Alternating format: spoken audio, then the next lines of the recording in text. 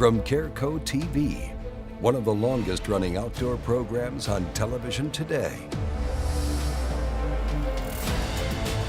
Exploring the country and the coast in search of adventures. From the mountains of the great Northwest to the shores of the Atlantic Ocean. This is Americana Outdoors, presented by Garmin. Today on Americana Outdoors, we're taking you across the nation and gathering some valuable information about the best lines and lures out there to use in bass fishing. We'll start with finesse fishing in pressured lakes and tackle some of the biggest debates about which sunline fishing lines and leaders reign supreme. So here we are, we're on Lake Castaic. So if you've ever been bass fishing or heard about bass fishing, you've probably heard of this lake. This is my first time here. Crowded place, lots of people. So there's a lot of boat traffic, there's a lot of fishermen out here. So these fish are getting educated. Let's be honest with you. It starts from first light till 8 o'clock tonight. These fish are gonna get fished for a lot of times. It's not a very big lake, so those fish are really pressured. Pressure can change the fish attitude completely. If you've ever been to a lake that's, say a pond or something like that where people don't fish it much, you'll know what I'm talking about. Those fish are much easier to catch. These fish here, they're gonna be smart and you're gonna have to really play your cards right to catch them. Got him? Right when he hit the water.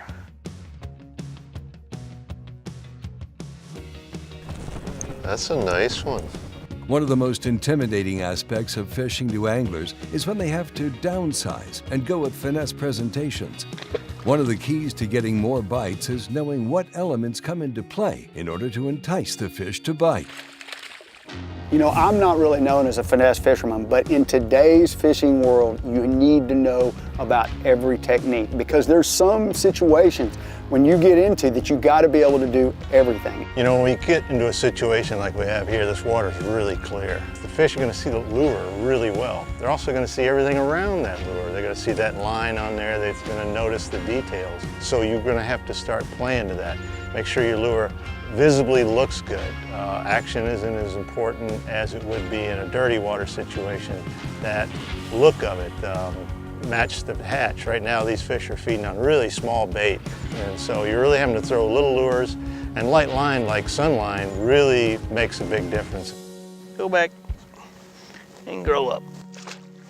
Sunline offers a wide variety of lines ranging from braided, monofilament, all the way to fluorocarbon. Knowing what you're looking for in your fishing line is key, and having a line that's the right size, color, and diameter is important in urban lakes. I'm going to use, in a pressured situation where I'm using, say, I'm just throwing a little Ned rig, I don't want to rig that up on really heavy line. The problem is going to be the line is going to then start overwhelming the bait, meaning that the bait's really not going to be very active. The Sunline allows you to really customize it because they have such, you know, their increments is 5, 6, 7, 8, 10, 12. You know, you can really fine-tune the line to that lure or that day wherever you're fishing at. You've got a line choice that will fit those very specific needs. Once you've identified that fluorocarbon is the right line to be using, picking the exact model is the next important step. While some pros will tell you why they think Sunline Sniper is the best, others will tell you why they prefer using Sunline Shooter. That's a big debate on the Elite Series, on the FLW Tour, on every tour out there. Everybody's debating which line. They both know they're great, but which one to use. For me, Shooter takes the impact. If you're a flipper, a slack line hook setter, you're really putting a lot of impact into your hook set, look for the Shooter. Now Sunline Sniper is a little smaller diameter, a little more supple, great for casting, great for spinning rod applications. So that's what I use on all my crankbaits, jerkbaits, spinnerbaits, chatterbaits, things like that. Things that I'm casting and retrieving, that's when I choose Sniper. My favorite one is the Sniper. Shooter is a great line as well, but when it comes to a fluorocarbon line that you can manage, Sniper is it for me. What I really like is Sunline Shooter fluorocarbon. And the thing about Shooter is it's abrasion resistant, so if I got any kind of cover, I can deal with the fish there. It actually falls through the water column as fast as the bait falls through the water column, so it doesn't hold the bait up at all. In the debate between whether to use Sunline Sniper or Sunline Shooter, the anglers agree that Sunline Sniper is their go-to line when fishing finesse situations on a spinning rod. Knowing that fluorocarbon Sniper is the right line to use, another debate that occurs in the tournament trails is whether or not to use braided line with a fluorocarbon leader or to use fluorocarbon as the main line. I get asked a lot, when to use mainline braid for spinning or going with straight fluorocarbon. And for me, the answer is always braid. There's not a single technique for me that I want to throw mainline fluorocarbon. The only time I find myself wanting to fish straight FC fluorocarbon is when I'm fishing really shallow water, making casts into like really shallow on point. So if I'm throwing like a spy baiting and I'm really in a finesse situation, it's really hard to beat like 5 or 6 pound FC Sniper. But otherwise, the braided fluorocarbon is the way to go. Well, there you have it. This is one debate that doesn't have an absolute answer, but has multiple solutions. Use fishing gear that makes the most sense to the conditions and enjoy the greatest benefits of your Sunline gear. Hey, stay with us. Next, we're joining Wade Middleton as he heads over to Sam Rayburn Reservoir and shares some tips for bass fishing. As people who love the outdoors, we know what we stand for. We stand for fish, wildlife, and conserving the places they call home. We stand for the traditions we inherited and that we must pass on. We stand for great gear, fair prices, expert service, and memorable experiences. At Bass Pro Shops and Cabela's, we stand together for you.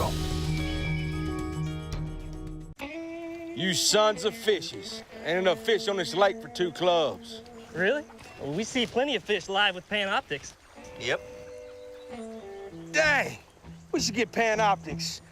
Or maybe we'll just take yours. What's going on here? You boys have license? Yes, sir. Nope.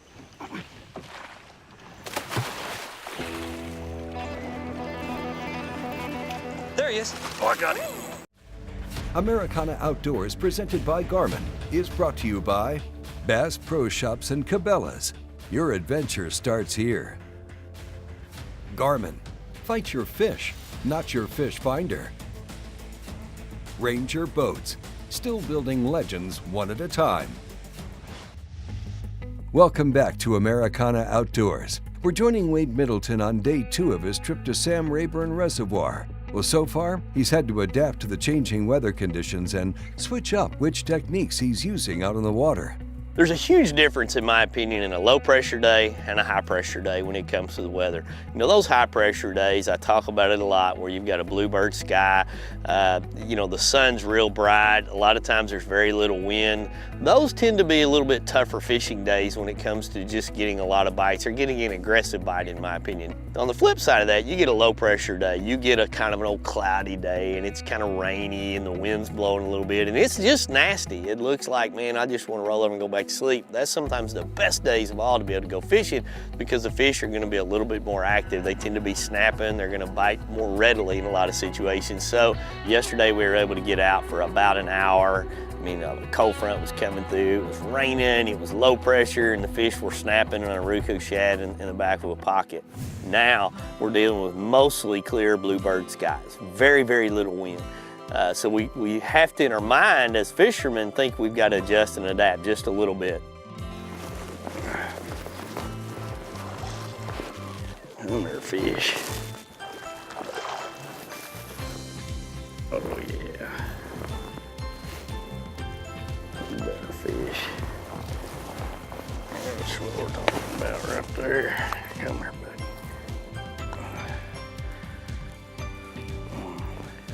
That fish ate it good. That's a little better quality fish right there all the way around.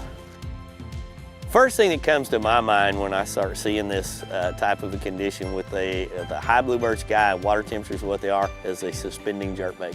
A suspending jerkbait is phenomenal to be able to throw out, twitch it down, and leave it in the strike zone. And by leaving it in the strike zone, it's a very subtle thing that allows you to be able to get bites from fish that are otherwise lethargic. Basically, you're teasing them, you're leaving it in the strike zone. Boy, what a light bite. little suspending jerkbait.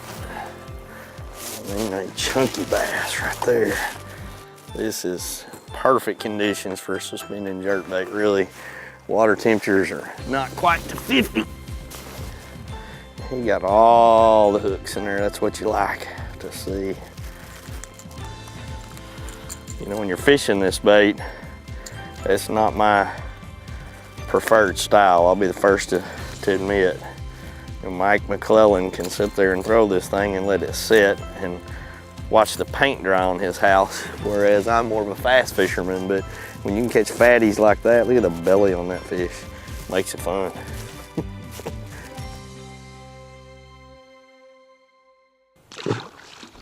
You know, when you start trying to dissect equipment and gear to use when it comes to jerkbait fishing, first and foremost, don't use a heavy rod. It'll wear you out. I mean, you'll feel the strain and the pain in your arm right away. And I mean, you'll just get exhausted. There's rods designed for jerkbait fishing. On top of that, there's a line and there's reels that the cadence-wise can be a little bit better. A lot of people like a 6.1 speed reel in those because they don't want to move the bait so much. You know, a higher speed, faster reel that gathers more line is going to get it out of the strike zone faster, and you want to leave it in that strike zone longer. A lot of people will also throw fluorocarbon. They'll throw like 8 to 12 pound test fluorocarbon.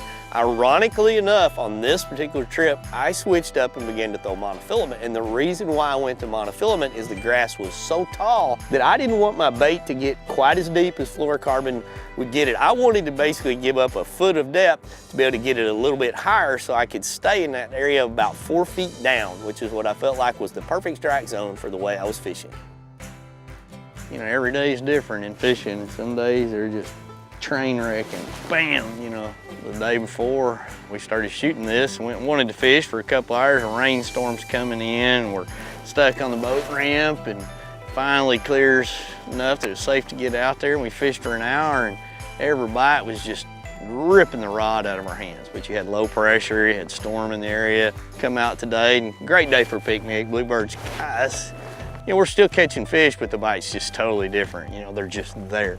Whether it's the jerkbait or whether it's on the jigging spoon, you're just, you know, kind of pulling it along. All of a sudden it gets heavy and starts shaking, and just like that. I mean, just like that. I mean, I'm just sitting here and all of a sudden there it goes, which is what should happen on a, you know, on a jerkbait like that. It's got a suspended McStik on. You know, never felt anything, and that fish just took off with it. And it just, that is pretty typical post-cold front deal. Thank you for making me look good right there as I was talking. That's just like it was written up in the script.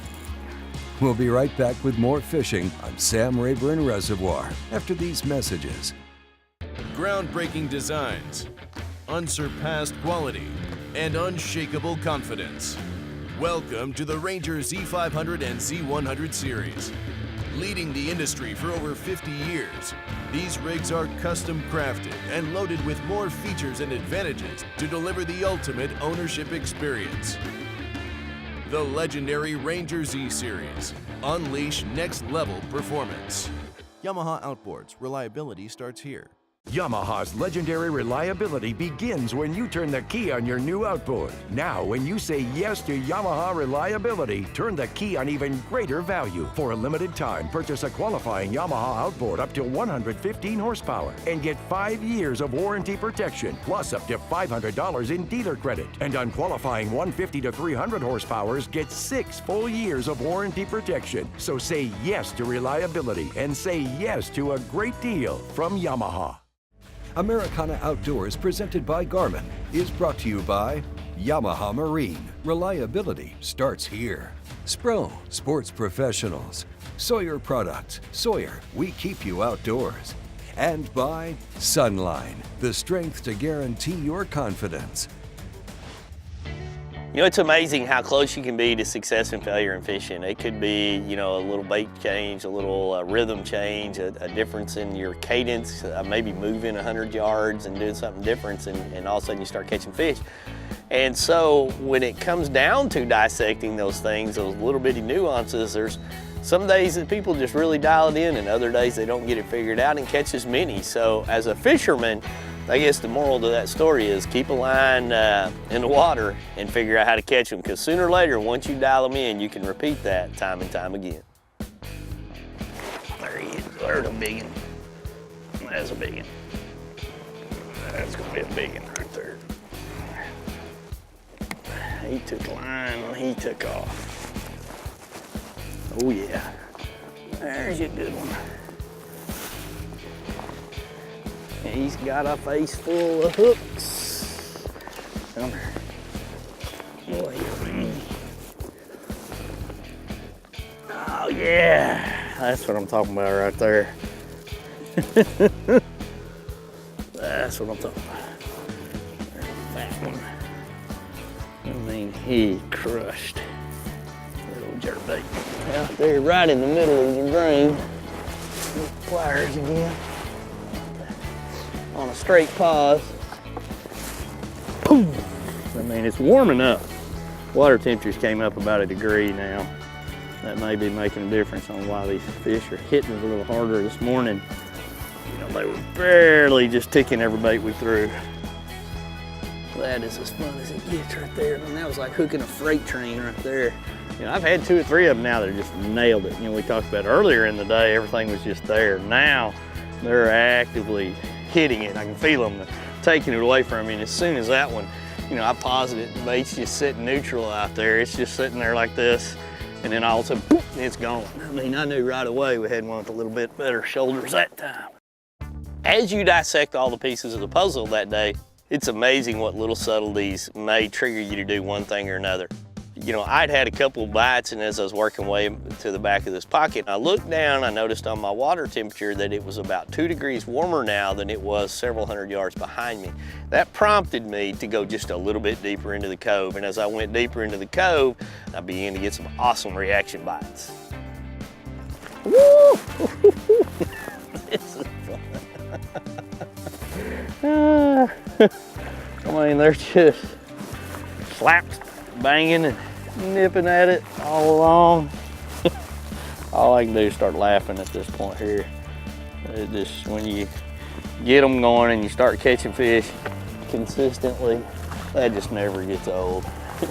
I had 2 bites on that cast, and I think he both times just kind of come up and licked the tail of it, and then that second time he licked it and we got the hook in him. That's just fun. If you don't get excited about getting bites, no matter how big it is, something's wrong. Fishing's supposed to be fun, even when they don't bite. Of course, I always want to figure them out how to make them bite, because I believe they're biting somewhere all the time. There's a magic way. And this is a great way to catch them under these conditions. So many variables going into this fishing trip here that made for the successes and failures. You know, bait changes, weather changes, you know, caught fish regardless of what was going on, but had to adapt a lot. You know, the fish were moving. Some of them were set up really in the deep water hunts. Some of them were up shallow, actively chasing that Aruku Shad. Some of them we had to tease with the jerkbait. It was amazing to see how the bite evolved, you know, from that crushing reaction bite the first afternoon to a very light nibble the next morning to a better aggressive bite as that final afternoon we were out there. And the sum of all parts is a great fishing trip. Sam Rayburn, without a doubt, one of the best bass fishing lakes in the nation, and there's a reason why. It's just a healthy fishery and has been for decades. Well, that wraps up our time on Sam Rayburn Reservoir, and we're leaving with some great insight into how you can make varying weather conditions work to your advantage with the proper gear. All right, coming up, our last stop is taking us to Indiana, where we'll meet with Bassmaster Classic qualifier Terry McWilliams and learn about the secret to his success over the years. Secrets are created to protect information, but keeping a secret is not as easy as it seems. For over a decade, anglers across the nation have used Secret Lures tackle to reel in their catch. From small ponds to large bodies of water and tour-level events, the secret to their success has been tied to the end of their line all along. They've been using Secret Lures. First you've heard of them? Maybe your fishing buddies aren't really your buddies. Visit secretlures.com and place your order today. At Sawyer, we use the best technology to make simple products that keep you going regardless of your journey. So whether you're boating, hiking, fishing, camping, or hunting. We keep you outdoors with a full lineup of products to both protect you and make the outdoors more enjoyable. Sawyer, we keep you outdoors. Americana Outdoors, presented by Garmin, is brought to you by Secret Lures, the secret is out. ENGEL, the original high-performance cooler. And by Power Pole, swift, silent, secure. Every angler will give you different advice for the best bait to use in bass fishing. Terry McWilliams is here to share his success with the Green Pumpkin Stupid Tube, made by Secret Lures. The Stupid Tube didn't come along until about 2006, but I've been actually throwing this bait, rigged similar to the way we're doing it now, since 2000. And at that time, a company sponsored, several companies sponsored the Indiana State team, but one of the companies was a tube company, and they give each one of us a 20-pack of Green Pumpkin tubes and 5 jig heads, and they were just round bend jig heads. A guy by the name of Chris Schultz, he's an old river rat from up around Tippecanoe River, fished for smallmouth in the river. He come to me and said, Terry, he says, how are you rigging that tube? I said, well, the only other way I know besides Texas rigging is just shoving the head in the tube. He said, let me show you something. So he showed me how to rig it the way we're doing it now, what we call a stupid tube rig. So I went back to the room, tied my jig head on the line, and tried rigging the tube, and it wouldn't work. So I went back to his room. I said, Chris, I can't rig it. He said, first thing you done was tied it on the line first. I said, yes, sir. He said, everybody does it. He said, you can't rig it that way. You got to rig it untied. So he showed me again how to rig it. I went on to qualify for the national championship in that tournament. Went to Shreveport, Louisiana, didn't do real well. But in that tournament, I beat the guy that showed me how to rig the stupid tube by 2 pounds, and he didn't get to go any farther, and I got to go on to the national championship. That was in 2000. That's how that rig started.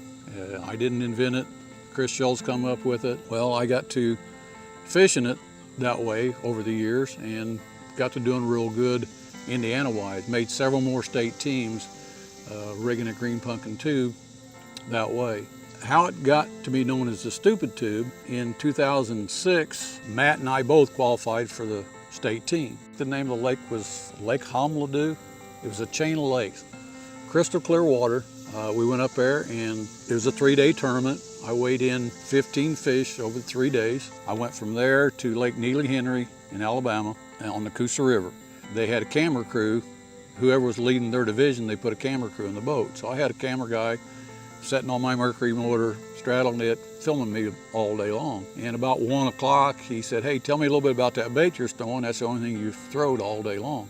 At that time, I swung it up into my hand and held it up like this. I didn't realize at the time, but he zoomed in on it. I said, back home, we call it a stupid tube. And I told that story at the national championship. Didn't know it at the time, but at the end of the day, I qualified for the Bassmaster Classic. 2 weeks later, they showed the national championship on TV. I didn't realize at the time, but when I'm sitting there watching it on TV, it shows where they zoom in on the stupid tube. It said, if you want to know more about the stupid tube and Terry McWilliams, go to fishindy.com. Well, the next day, on Monday, my website just blew up. People want to know where can you buy this stupid tube? Well, there really was no such thing as a stupid tube. It was a rigging system of a tube. We'd refined it some since 2000. We found out that the extra wide gap hook worked a lot better when it started mashing all that tube up in a round bend. You'd lose a lot of fish and miss a lot of fish. So that's where the new design EWG hook come into. And since then, they've all been, probably 95% of my fish has been caught on a Green Pumpkin Stupid Tube, made by Secret Lures. We hope you enjoyed today's episode and that the tips we heard from the anglers today gave you some new insight for your next fishing trip. Hey, thank you for watching, and join us next week on a new episode of Americana Outdoors.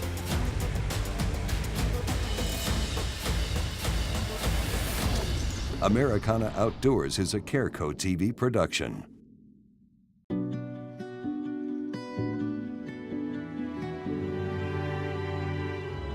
We demand a lot from the products that we use on our adventures around the world.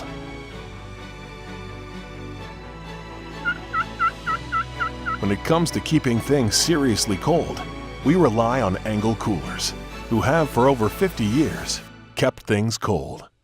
ENGEL coolers, the original high-performance cooler.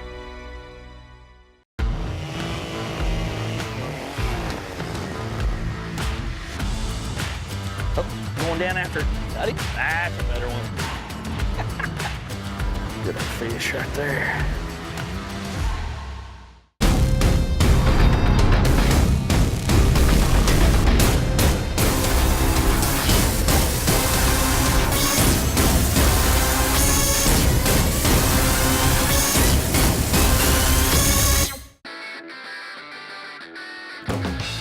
Hobie's Mirage Drive kayaks set the standard for fun on the water. Whether your passion is fishing, sailing, or recreational adventure, Hobie's got a kayak for you. Hobie's Mirage Drive mimics nature's proven designs for efficient and powerful propulsion and enhances your kayaking experience.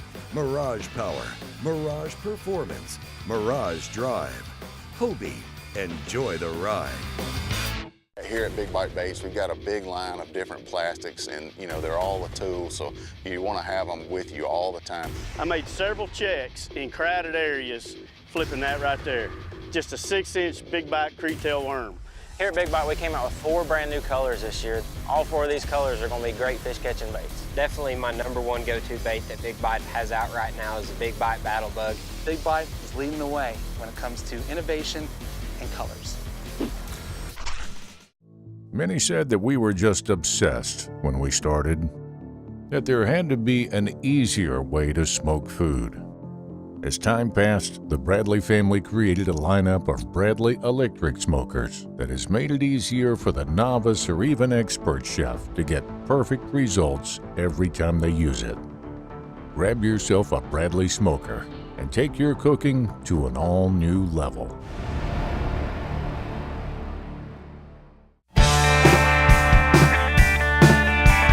Combining the best of old world craftsmanship with state-of-the-art technologies to bring fishermen everywhere a fishing rod that's feather light, extremely sensitive yet remarkably durable for any fishing condition or situation.